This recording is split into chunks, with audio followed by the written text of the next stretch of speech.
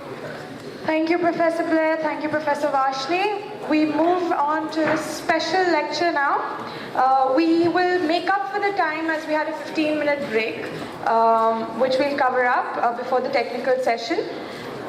The topic for this lecture is some reflections on inclusive growth and fiscal policy in contemporary India. This session will be chaired by Lord Meghnad Desai, Emeritus Professor, London School of Economics. And this lecture will be delivered by Rathin Roy, Director, National Institute of Public Finance and Policy.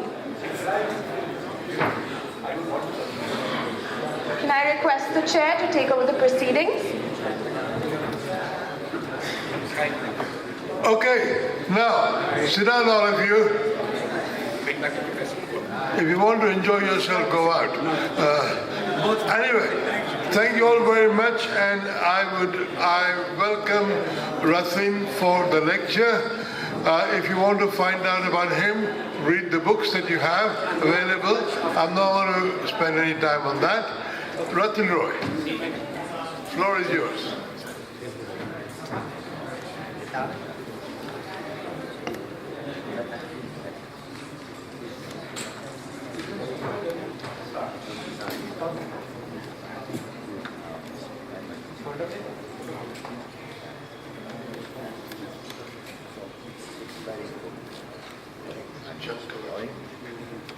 I said very, very important. I said, because I'm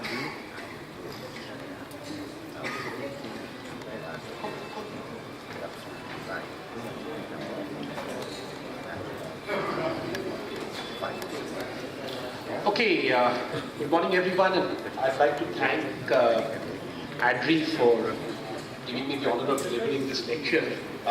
Initially I was supposed to moderate a panel with luminaries who actually are centrally involved in making Indian economic policy, and then... Well, is he audible at the back? Is this better? Can you hear it? No. Can you hear me? No? Is this better? Is that better? Hello, can you hear him? Can you hear me now? Oh, good. So before I have a few slides, but they're not relevant because I've just got some data in case I need to support some things I'm saying about the contemporary macroeconomy. Let me preface my remarks with, before I turn to the data and the contemporary situation, by making a few structural observations. This is a simple to be. The intent of Indian economic policy making, in my view, till at least 1965 was not development. At least 1965. And proof, you can look at the first 3 or 4 plan documents and you will not find them mentioning the word poverty. They mention the word self-reliance. They mention the word growth, of course. They mention the word import substitution quite often. They mention agricultural self-sufficiency quite often. But they do not mention development. So the purposes for which Indian economic policy was crafted were essentially post-colonial. There was John Toy, a very good and under-read political economist, I think, described this as mimetic nationalism. So the idea underlying the planning process, so when people talk about failed, was actually to make sure that India was able to attain a range of economic capabilities that would render it able to be independent in a Cold War scenario of different powers. And in that sense, I put it to you, India was remarkably successful because foreign aid, as an important factor in the Indian economy from this vantage, became largely redundant post-1971. India also achieved reasonable agricultural self-sufficiency and managed for a long time to produce a restricted elite consistent with the 3.5% growth that was able to undertake fairly high-end research, following on Ashu's comment, which is inconsistent with the levels of per capita income that we had. Simply inconsistent. You do not expect a shit poor country to produce rocket scientists, but we did. And that was by design. Poverty came into, as you all probably know, into the calculus from 1971 onwards. And Its association with growth, however, did not happen till many years later. So the idea there again was to use the state essentially to reallocate resources and to redistribute resources to get rid of poverty. And to an extent that did involve, and this is relevant for what I'll say later, changing the focus of the means of production. First, to produce a green revolution, and second, to try and build, and I'm referring here for old timers to the Integrated Rural Development Program, which failed, but try and build assets amongst particularly the rural poor to ensure that they could, using these assets and with complementary public support, escape poverty. The growth rate was low, and if you read the discourse carefully, there was no particular assumption till the early 80s or commentary that growth would necessarily be the principal instrument to alleviate poverty. That was not the intellectual paradigm. In the 80s, as just one piece of evidence, since Ashu is here and we go back that far, there was a large debate on industrial stagnation. And Ashu wrote a summary of an MIT conference, I remember. It's the first time I read anything you wrote. And if you looked at why people worried about industrial stagnation, growth didn't come into it. Neither did poverty reduction. Industrial stagnation was commented upon because in a sense it represented a failure of that attempt to undertake mimetic nationalism. It is actually only after economic liberalization in 1991 that the intellectual idea that the way to secure better living standards and reduce poverty was for the economy to grow. And then came the idea that this would not be enough unless this growth was inclusive, and I'll come to that in the third part of my lecture. So that's a brief and I think important history of the Indian of thinking about the Indian economy to bear in mind when we talk about so automatically now about growth and poverty reduction. So it is a reshaping of the remit of Indian public policy, having substantially secured, I think, the objectives of the previous one. Now politically you can talk, as some people do, about Nehru and what he wanted to do, but Nehru was not in the poverty alleviation business. Sorry, he wasn't. Maybe his daughter was, but he certainly wasn't. Neither was Jai Jawan, Jai Kisan. Nothing there about poverty. That's about the army and about getting agricultural self-sufficiency. Okay. So now we come to 91 and then we begin to see a consensus developing across the polity, a consensus which is not unanimity, but a consensus across the polity, that in state governments too, that we need to be worried about the business of growth to be able to secure poverty reduction, and that it is feasible to focus on growth and through growth on economic development, through economic growth on economic development, to deliver electoral rewards. And then comes India Shining in 2003. And then there's some confusion here because there are no electoral rewards coming, or so it appeared then. So what you then have is a supplementary treatise written to this growth business, which is very different from IRDP, from the Integrated Rural Development Program or the Desert Development Program or any of the programs of the 1980s, which were actually linked to developing assets, actual assets of those who didn't have them. Failed, but that was the intent. You then have a very successful political experiment that lasts 10 years amidst considerable kleptocracy, which was to expand the delivery of merit goods and address exclusion from a growth process at a time when India was growing like it had not for many hundreds of years, through the direct involvement of the central government in such delivery via the agency of state governments. And I'm referring here, of course, to the in the first two cases, to the Sarva Shiksha Abhiyan, the National Rural Health Mission, and then this, what is it called now, Mahatma Gandhi, that Rural Employment Guarantee Program. And I was a fairly lonely voice then because I came back to India to work. I used to live abroad then. I came back to India to work with the Finance Commission, and I asked a simple question. I said, if India is growing at 8%, why do we need an employment guarantee program? And I got some very confused answers. But I said, clearly we need an employment guarantee program here, because if India is growing at 8%, then something is wrong with our growth process, because otherwise, when you grow, you hire people, right? I mean, you hire people. So we are growing and we are not hiring enough people. That's interesting. So we need an employment guarantee program. And then some nonsense about it creating capital assets, which is, let's face it, not the intention of the employment guarantee program ever. And then I would ask, okay, so sort of if this is all about, anyway, that I'm now sort of predating myself. So this was then the discourse. And what you then had was the bizarre spectacle of Nehruvian instruments being used to deliver this completely unfit for purpose, and the government has reformed this, trying to deliver this sort of new paradigm.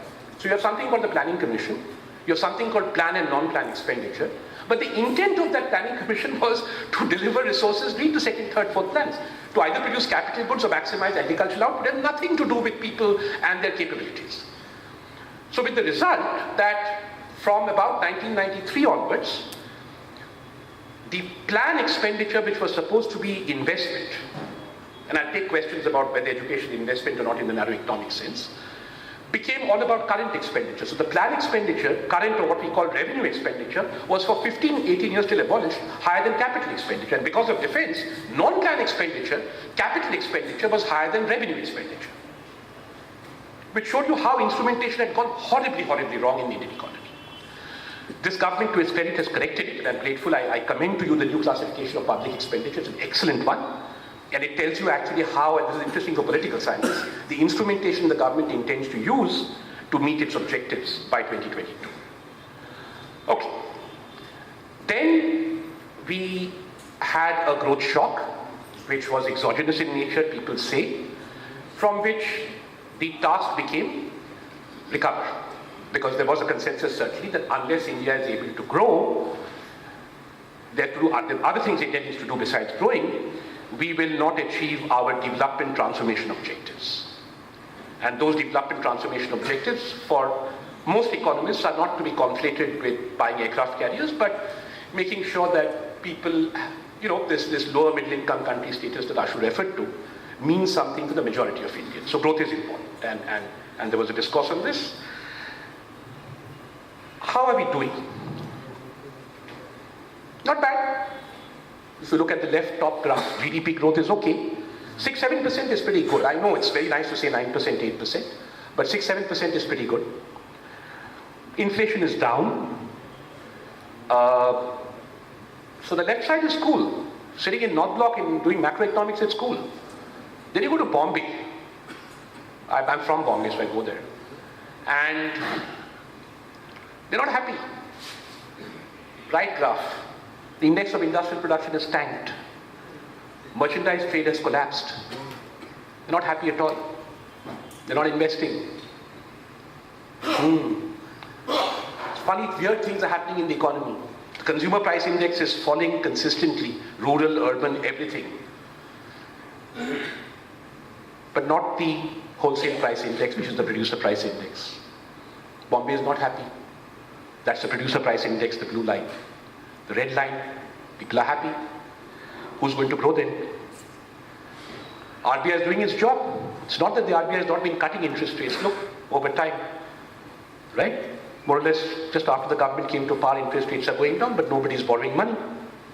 Okay? Okay. So then comes a demand, and this is where we are now, for the state to intervene.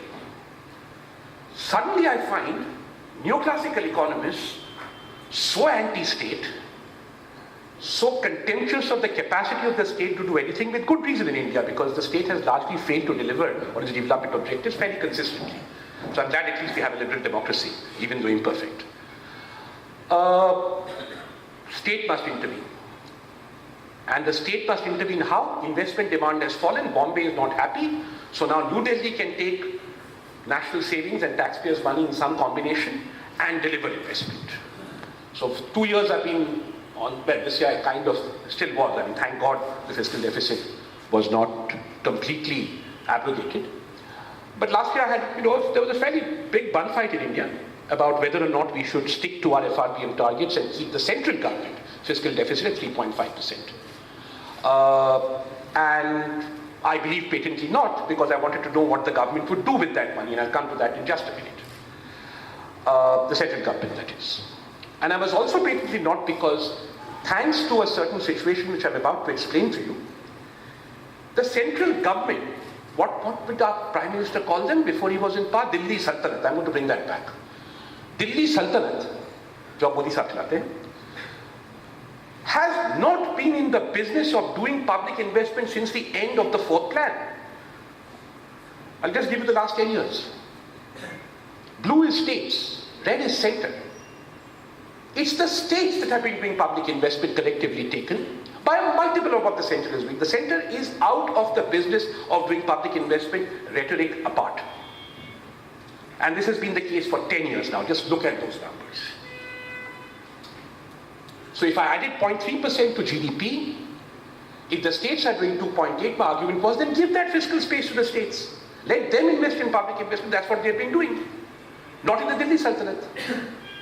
Why do I say that not in the Delhi Sultanate?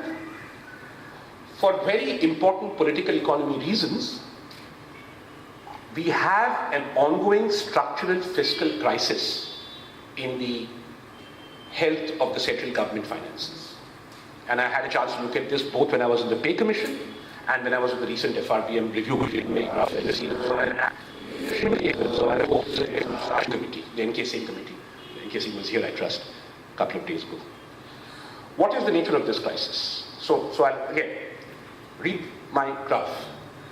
The central government for some time now, in fact much before this date, has not been in the business of public investment for a long time. And this number, by the way, includes Air India bailouts. Okay. So if I look at gross fixed capital formation, it's even worse. So other than for reasons of personal power and wealth, which is a heritage of the last 20 years, where, and this is part of the story, where the central government in its line ministries and coalition governments have become addicted to the business which they should never have been in, of disbursing money at the expense of their core business, which is to regulate and provide a framework where things are delivered well. Good example being health. When you have the level of spurious drug production in India and this mess of an Indian medical system for lack of regulation, how can the central government in all conscience claim to be in the business of distributing money to the states instead of focusing on its core functions where it has patently failed? That is one reason why this demand is there to increase public investment. I know it, I've seen Delhi being an outsider long enough. Okay. This is the problem, sirs. The revenue deficit broadly, for those of you, we call it revenue deficit, British legacy. It's a good legacy because it makes a point. The point is that the word that you should be using is recurrent expenditure. That if a government is going to spend money on something year after year after year after year on the same thing, nothing to do with whether it creates returns or not, then that should be tax financed. And when the government borrows money, it should borrow money for something that it spends on and completes that spending at a discrete point. Okay? So whether teachers contribute with, I'll give you an example. So we pay teachers salaries and we call that current or revenue expenditure. And you say that teachers produce human capital, accept that. Whether they do or not is debatable. But they produce human capital for life. Fine, then sack them at the end of every academic year, no problem. Just sack them. So that is something you'll have to finance year after year. You cannot run a government's finances borrowing to finance something year after year. So the revenue deficit is that proportion of the borrowing on stuff that you have to spend year after year.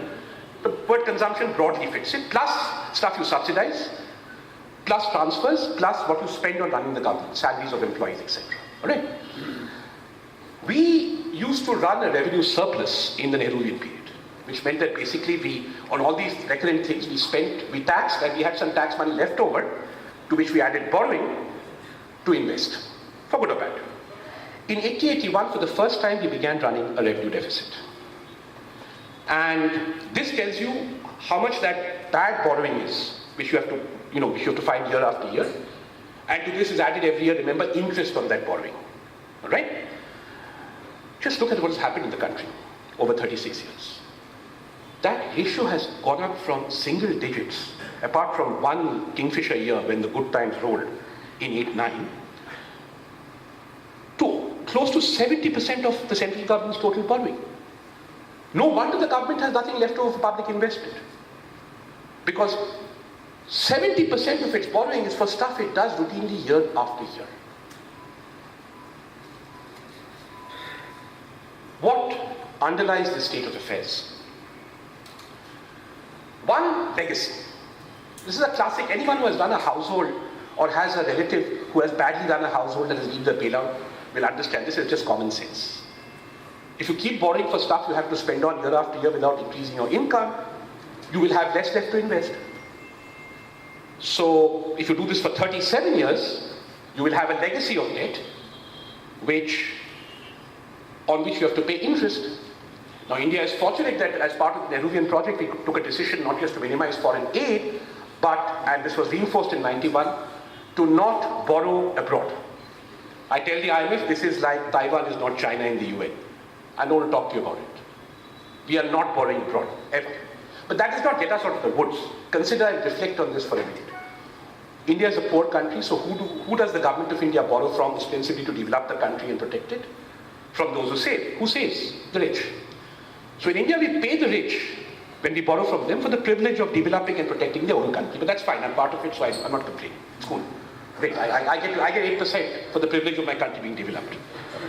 But that is interest on debt. And that now is a staggering 40% of government's total revenue or current expenditure. Next comes subsidies. And what I'm going to say is important. These subsidies, whatever their purpose, are not poverty reduction or development transformation. Never has been.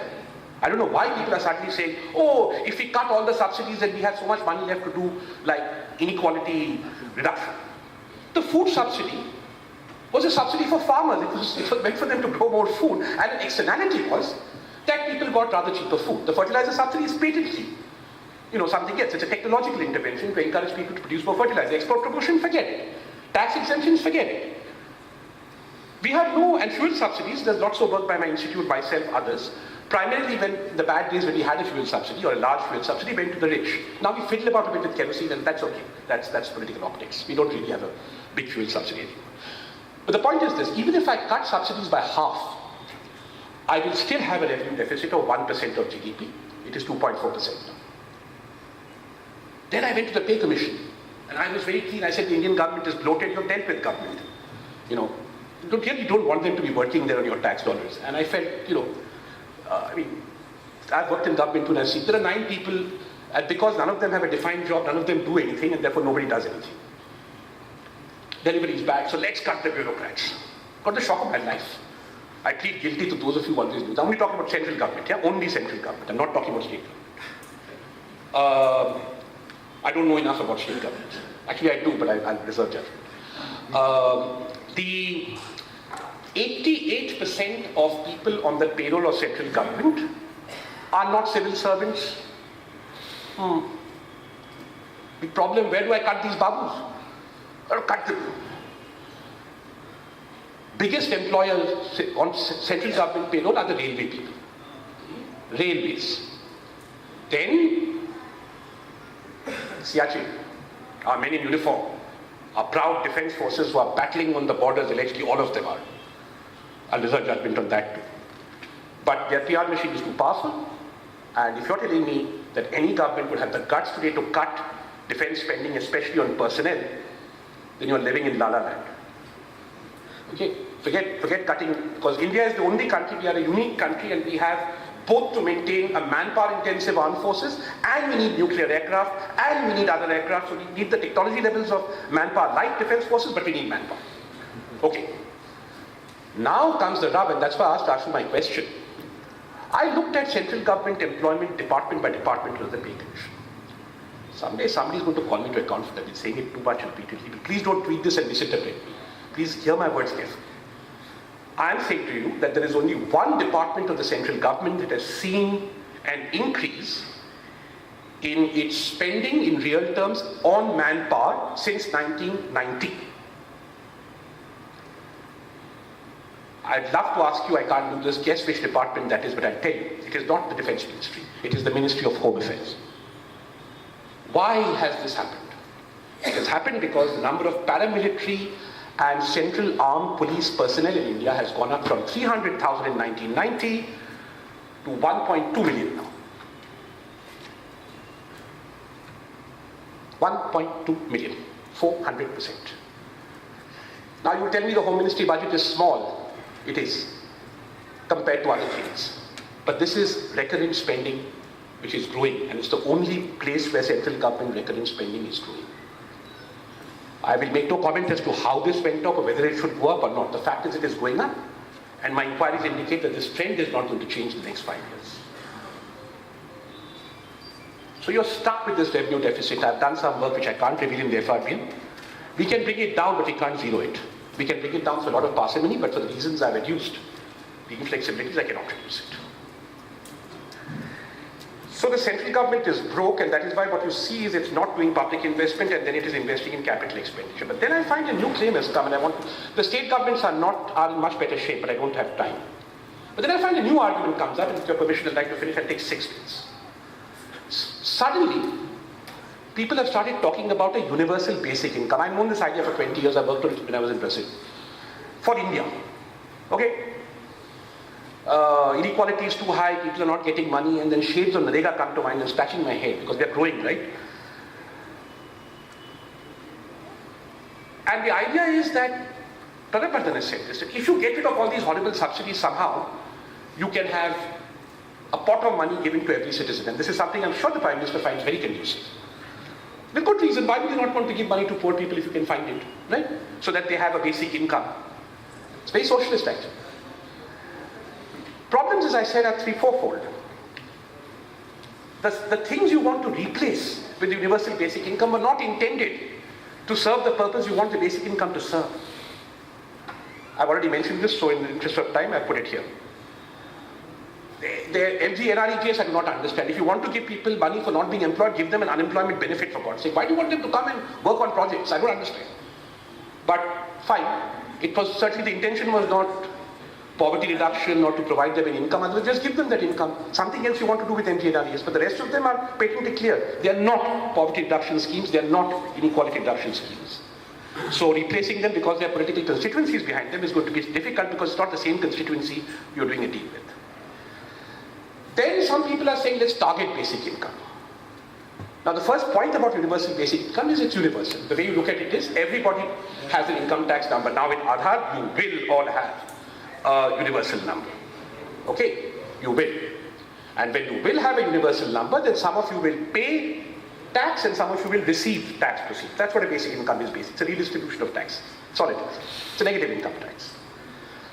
So you can't target a universal basic income. So what exactly is happening here? And what worries me? What worries me is this. You see, there's something, just a bit of theory, there's something called the second theorem of welfare economics, which says that when an economy reaches steady state, by whatever regressive policy, you can use fiscal policy to change the income distribution without compromising on efficiency of, well, there's no growth here, steady state, without compromising on efficiency, because markets may fail to do it. You use lump sum taxation, use universal basic income and do it. Fine. My problem is, India is not at a steady state. And apart from providing a social safety net to a minority, if the claim is that India will triple its GDP in the next 15 years, I really need to know why we will require this basic income. I mean, there will be some infra-marginal argument why we will require it. But if we are going to triple our GDP, either we are not going to triple our GDP and we are bullshitting ourselves, or we are going to triple our GDP in 15 years. In simple terms, and the economic survey hints at this, income and employment may not go together. If India is to grow at 8% real, I can do it nominally, but let's take real, over the next 15 years, then if everybody earns at least 6%, and you do the math in terms of how their private incomes double, you will not require a basic income, you will have abolished poverty. You would have, believe me. So what we are saying is we need a basic income because we already know 15 years before the transformation that India will not be an economy that even if it grows at 8%, everyone's incomes will grow at least 6% in real terms. And that is how I interpret the economic survey statement that income and employment may not move together. So the state would have to continuously intervene then to provide incomes for people to purchase their merit goods, etc. The final argument, and then I'll conclude, which is in the economic surveys, this is more efficient than other means of delivering money. That's an admission of state failure, I'm happy with that. If our proposition is that the state is bad at doing things about the economy, then the state should get out of everything and provide just money, but not make any claims as to providing basic goods, etc., etc. If it's an efficiency argument, I have no problem with it. But as I've shown you, there are serious political economy reasons why the propagation of basic income now, at this point in our history, causes me immense concern looking forward. So I have done three things. I have reflected, as I said, on growth and fiscal policy. I have tried to tell you that there is actually a misunderstanding. This is not a smooth ride from one form of economic policy making, Nehruvian, to another form of economic policy making, I don't know what you want to call it, modification. Because the intents of that policy and the intents of this were different. But in that transition, the central government has become excessively fiscally constrained for the reasons I've reduced. So again, any claim that the central government can be mother and help you out is not true. The state governments are in better shape, but that's a more complex story. The big idea for the central government that seems to be in vogue now is not health, not education, nothing. It's sort of, I call it the Rega Mark II, which is okay, let's have universal basic income. The time has come. But the arguments on which this is made, for example, efficient to remove all subsidies and bring them in, miss the point again, because these subsidies were not intended to achieve the objectives you want to achieve with basic income in the first place. Second, targeted basic income is rubbish because basic income by definition is universal, so not even going there. If it's a pure efficiency argument, then the state should only do this and nothing else. And that's good economics actually. There's a very good argument for that, even in the minds of the most right-wing economists you can think of. But if it is an argument or an admission that while India will grow for 15 years, that growth is going to mean that the majority will be left behind, so the government has to enter into something that countries do way into their economic, into their journey of economic transformation, which is get aggressively to the business of taking large sums of money from the few who make it and give some of it to the few who do not, then I think we need to reflect very seriously on an economic future. Thank you. Okay, thank you. Thank you very much. Now we have very limited time for questions, so I want questions, and in House of Lords the principle is that every question will start with, does the speaker agree or does the speaker something?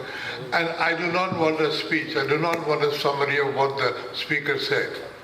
Okay, now, on, quick, yeah. I just have a quick question. Thank you for that terrific talk. You pointed to a decline in investment by the central government. And just the question is, how much does that matter if the state governments are in fact investing? Okay, we'll take three questions.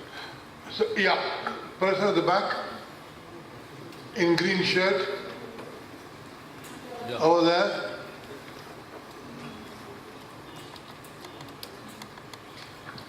Thank you for the interesting presentation. You spoke a lot about spending and expenditure. So I was just wondering what your thoughts were on the taxation side of things, you know, and if you could just elaborate on what the various sources for the government might be, not just like with respect to GST, but you know, for example, like the political economy of having an agricultural tax. Understood. Yeah. Next question. Anybody else? Yeah, over there. Yeah. Verita. Yeah, thank you very much for a very interesting presentation. I just wanted to know whether this increase in the Home Affairs expenditure and the increase in numbers, 1 million you called it, is related to the internal defense situation in the country, and for example, the increased use of paramilitaries and the 86 districts in the Red Corridor which are being the government is dealing with these 86 districts. Why is there this increase in the paramilitaries? Yeah. Okay, yeah. Okay. And also, if you could comment a little bit on the health expenditure. I believe it's only 1%, and there's an attempt to sort of increase it. And why is this disastrous show on that front? Okay. Over here, there's a question, which is the last question. Oh my God. Okay. Quickly, yeah. Get the mic here quickly, and then get the mic over there. Yeah. I totally see your basic general point, but does the speaker agree that nevertheless the struggle for basic human rights, including the right to work, the right to food, the right to education, are basic struggles that still need to be fought for in contemporary India? Jeff Wood over there. Over there. Using my voice. Stereo. Straightforward question. In Indian statistics, do you do poverty elasticity analysis in relation to growth, and do you disaggregate it by theories or diversity in the country? Okay, that's it. Yeah. Okay. Thank you. Nice questions. Taxation. Thank you very much for that. No, let me take the. What was the first question? 1.3? I've just written 1.3% here. Oh, public investment, and does it matter? If the state... No, actually, emphatically, it does not matter. The central government is no longer in the investment business. What they're doing is merchant banking now. And they've been doing for now. I get your point about the central government, but the issue is in a regime that is encouraging devolution, if the state governments are investing to a larger degree, if the state governments are investing, how does it matter if the central government is not? It matters if the central government then claims the fiscal space from the major investor, which is the states, and says, I want to increase my fiscal deficit, because you're not investing. That's why it matters. It's a precautionary move. Otherwise, I think the way things are going is just fine. On the taxation side, you've asked an interesting question. Let me see. This I'll spend 1 minute on. India, the governments of India, the states in the center, the local governments are a farce, fiscally. Tax 17% of your GDP for the Indians here, and borrow about 7%. So the government of India accounts for about, from the financing side, 24% of GDP. Right? This will also address the health question. Do you think this is large enough, small enough, just right? We have not had a debate about this for 43 years. It's there in the FRDM report, because I insisted on this question, NK Singh will. You have to have a political debate on the size of your state. I'll tell you why. If you think it's just right, which I do, then if I'm going to increase my tax GDP ratio from 17 to 19, I will reduce my debt. I will not increase the size of my state. So you have to make your political alliances instead of these loose arguments that, oh, India taxes too little, let's increase the tax GDP ratio and put it in health. You are in effect then arguing for a larger state if you want the financing to be ceteris paribus, that is everything else constant. I actually believe, and therefore I'll answer your health question, I think you can increase health and education expenditure to whatever level you like. But I do not think, since I think that this level of the state is just right, a quarter of GDP, for the efficiency of the state and where we are and our other commitments, I do not think you're going to be, I will not advocate doing it without spending less somewhere else. Whether you want health, whether you want education, and I can't resist saying this in Bihar, whether you want prohibition. All right. You have to find the money somewhere else. All right. Then the third question was, I'm all for human rights. The right to health, the right to education. I have given you my answer on the fiscal side of things, but that does not preclude my human sympathy with these aims. Poverty elasticity analysis, it is done privately. I don't like these analyses because they are far too macro. Because the assumption there is that you spend a certain amount of money, essentially public money, and then you watch a variable to which is not directly attributed. So it's more like sort of saying, you can do that in micro theory, right? That I spent money buying bananas and the price of bananas went up, how did elasticity change? But here you have a problem of instrumentation.